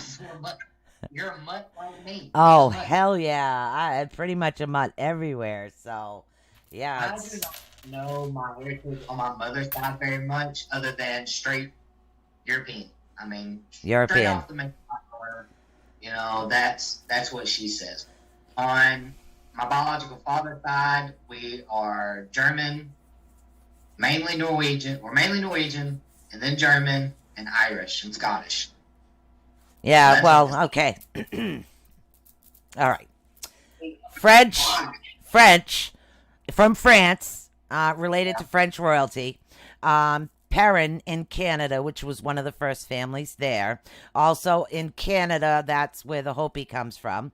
Then I have Irish, of course, from Ireland. That was Casey. And then England is Holmes, English, Holmes. Let's see. And then I'm missing something. Swanbeck, Sweden, still have relatives there. Scotland, I forget the frickin' tribe I was actually from. So French, Irish, English, Swedish, and Indian, two different Frenches, Scottish, you know. So I'm a fucking mutt. See, I've gone back and forth. I really want to try like the ancestry DNA thing. Yeah, well, I was lucky. I was lucky because my aunt did the Swanbeck side. My cousin, Jason, did the French side. So I have relatives on there that are just kind of filling in all the blanks for me. It's awesome. See, and mine could care less. They're like, whatever, we don't care. And I'm like, I do. I want to know. Like, my dad supposedly says that on the Norwegian side that one of our very long distant relatives was a what is it? It's Viking? very notable. Well, I mean, he's Viking, but he was very well known. Basically, very well known. He wasn't necessarily an earl, but he was a very prominent warrior. He was very. The bloody pagans. Damn. The bloody pagans. When I was growing, Those heathens. you We, know, geez, I could call either heathens or anything over there. That's what it is. Damn. my stepdad, he is a quarter Cherokee Indian, which made his dad half, and his mom was full-blooded, like straight off the teepee. Yeah, I got enough Indian to fit my baby toe. So, yeah. You know, growing up, I always was into, cowboys and Indians. I was always Indians, and my granddad gave me my Indian name. He actually called me Toucan, so that's my Indian name. Okay. Well, I suppose that's a little better than strawberry soup. No, yes. Yeah. I will. Yeah. So, I grew up thinking that I was Indian my whole life until I was 16 and found out the truth, but Yeah. I still pay homage to them because although it's not in my blood, it's a part of me nonetheless because I grew up with those teachings. I grew up with, learning about all of it, and it still resonates with me, and I still gravitate towards it. But that's why I'm just chaotic by nature because I draw from everything. Yeah, pretty much, and that's what it is. I'm more eclectic. I don't really stick to one particular thing that's actually going on. Or Toronto wine. Tomato wine? Blah. He said strawberry soon. He said, or tomato wine. Yeah, okay, tomato wine. Oh. Tomato wine. Ah! All right, let's see if we can maybe play another one here. This one I think you can hear, I hope. So let's find out. I'll play this one for you before we go. I'm not going to tell him what he says, but I can tell you that it's a cute little voice. All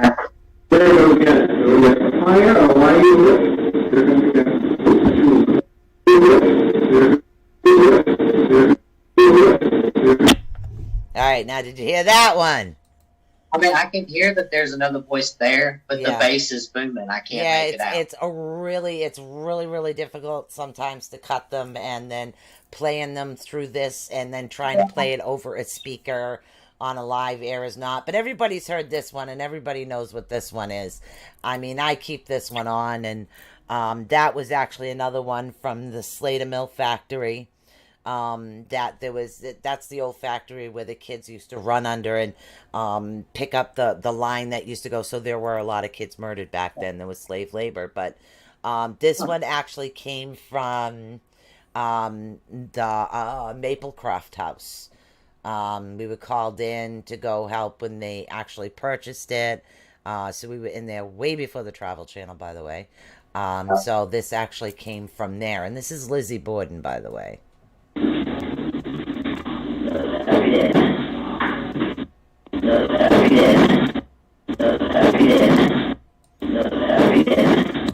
Yeah, that one's loud. Yeah, like.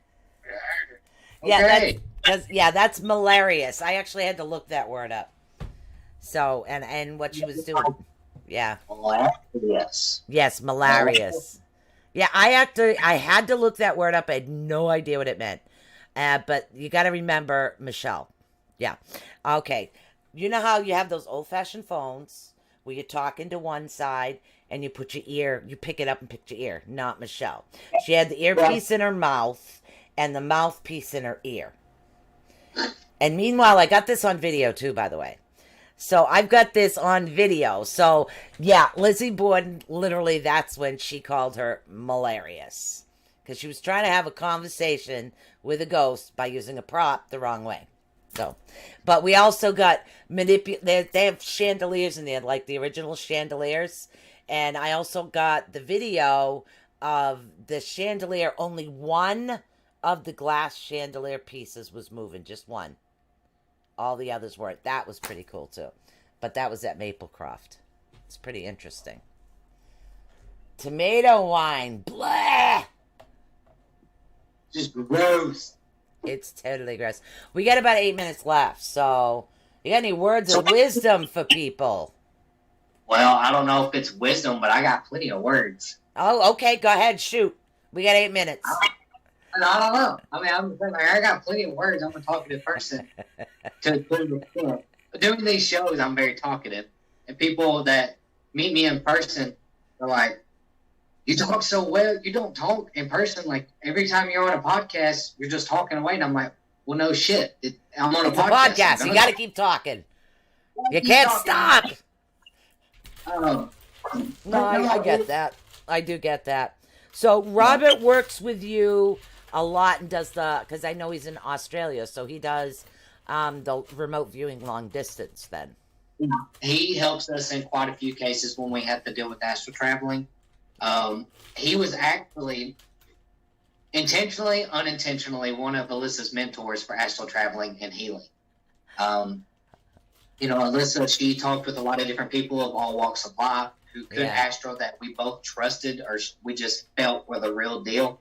Yeah. And Robert was just there from the beginning. I was always gravitated towards him, and I'm like, Alyssa, he's legit. Like, you need to talk to him. And we would watch him, and then we would talk to him, and he has always came in. Robert has saved my ass more times than my own wife has, I'm pretty sure. We have a question. Let's see. McKenna. Oh my God. Marinka. Thank you. What you said. Sorry about that. Yeah. New glasses. I'm getting used to them. She went on a ghost. I can give you my first experience with a ghost, and you can give your first experience. She wants to know, what was the first experience you had that made you believe in ghosts? So that, to me, that's two different things. I have a first experience, and then I had one that actually, yeah, okay. Fortified it, or validated it, Yeah. verified it, solidified it. So what's Whatever yours? word. What's yours? Well, I want to hear yours first. Oh, okay. Well, let's see. When I was about 4.5, was I 4.5 or 3? My best friend's name was, I called her Jenny. But she had a longer version of the name. Jenny was just easier. And I used to talk to her all the time. And I didn't realize she wasn't a live person until I came home with a Barbie doll car that I won on a TV show my mother put me on. And the car was going by itself, and it freaked the hell out of my mother. Let's see. I just, to me, she was just a friend. And then growing up, we had a resident ghost. So, I mean, it was pretty quiet, on and off, seeing people, normal. But when you have a resident ghost in your house that sits in a rocking chair, and I had some, like, Maine Coon pure white cats. We had 2 of them. Yeah. And you can see the cat's fur from her. Mrs. O'Leary would pat the cat, rocking the chair. So the cat is hovering. Looks like, if somebody was sitting there, it would be sitting on a lap. And you can see the fur. I mean, my sister Mary, I know Kimberly's seen it. I'm not sure if Mary's seen it. I don't know if she's still here. But yeah, this is Mrs. O'Leary from A House in a Cushionette. And that's why I feel that some of the ley lines, because of the way the river was, the river runs underneath, and I know it goes through the Freetown Forest where all that negative energy was. Really close to also Anawan Rock, where they found Anawan with his head on a pike. So there's blood on the land all there. And that travels through the river. So, yeah, I really feel that over in that house, which was really close to the river, it could have had maybe a tail end of a ley line or something. And she was just there guarding it. So Now, that's mine. What's yours? Did you always believe did you already believe in spirits before this? Before always Mrs. O'Leary? Yeah. Yeah, I talked to dead people when I was a kid, and I used to tell people what they told me to tell them, and then everybody looked at me like I was the freak, so I kind of closed my mouth up for a while. I understand. See, that's like me. I never spoke to spirit as a young talent. Yeah. But subconsciously, I always knew that the universe was a lot bigger than what I was being taught. Yeah. It's not that I had Bible proof. I didn't have my own personal truth until I was 17 going on 18. Oh, wow. When I did my first negative entity. Like, of course, my luck, I couldn't just have Casper the Friendly Ghost. I had to have freaking Lucifer's messy sister, Wow. But yeah, I dealt with a negative entity right off the bat, on top of a very pissed off. They called her a white witch in my area. She was very nice, very, very loving lady. Right. But if you made her mad, she was ruthless. And apparently, underage drinking and being a hooligan like I was at that time made her still mad. So I kind of got tag teamed on that whole situation. Her name was Aunt Pearl. It was actually my landlady's aunt. Oh, Her name was Aunt wow. Pearl. I had Aunt Pearl, and I had the negative entity that haunted me and tormented me for 8 months. So you were physically attacked with marks then? You had, like, marks on your body you couldn't explain? I had bite marks, scratch marks. Damn. That was the time that I started lucid dreaming. So in my dream, I was actually in what my mind or what my spirit perceived as hell, which is not what we all think about. Wow. It's what I guess my personal truth or inner self told me hell was. And I could feel it wasn't scary per se, like scary looking like flames of fire and all this. It Right. was an open field or open mountains with housing and an elevator in the middle of it for whatever reason. And you spent 7 years at this location doing whatever you want. So you could, if you wanted to smoke 90 seconds. Oh my God. We get 90 seconds, dude. Oh my 90 gosh. seconds. Oh my God. I'll tell you what, that was like, it was like having a blast through the past of all the things that I literally used to do. And then I just looked at how much information I still have to go through. And Caden, I want to thank you so much for being the guest host tonight. And you are more than welcome to come on next week if you want to. We'd love to have you. Okay, yeah, that's my dual personality talking. Don't forget, you can check Caden out on Southern Ascension right there on Facebook. If you want to get a hold of me, you can go to atunetwork@gmail.com. Go to atunetwork.net. And don't forget to check out on Facebook our crystal sales, my crystal sales, which helps support the network. Sooner or later, I'll figure out if I'm one or two people. I don't know. Jesus Christ. One or the other. All right. So that's all we've got for today. And again, thank you guys so much. I want to say bye. You want to say bye? Boy. And I'm available next Thursday if you would like. Awesome. Awesome. Thank you for using Blog Talk Radio. Goodbye.